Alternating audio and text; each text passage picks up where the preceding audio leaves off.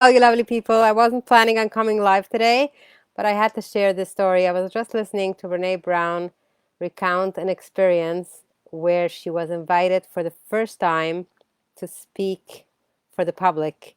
Like before that, she only had opportunities to speak to academics, and she was invited to a country club.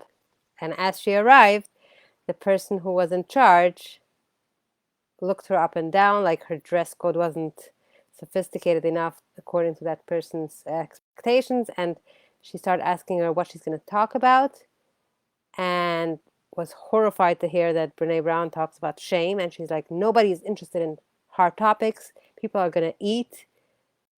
And Brene was thinking like, what, my talking about the things that I research is going to make people barf? Like, what kind of terrible thing I'm gonna do here? And she was actually made to talk about happiness, like nothing that she prepared to talk about.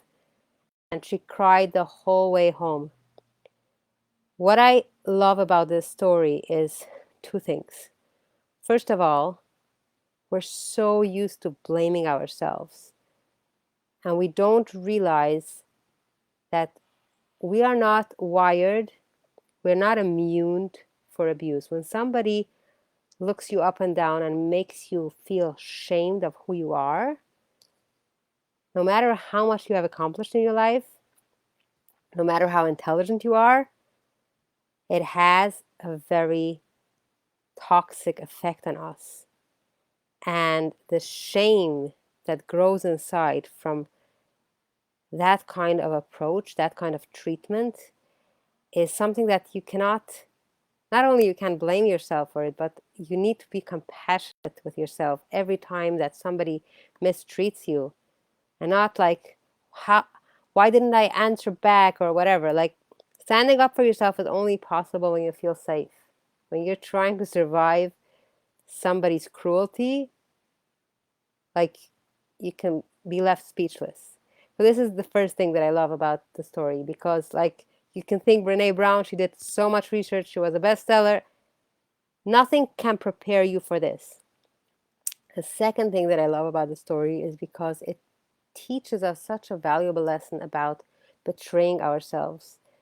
She was trying to people please these big shots who had hired her for her first gig, and the imagined successful feeling of having delivered that speech in that high society was never something that could be fulfilled from the outside approval.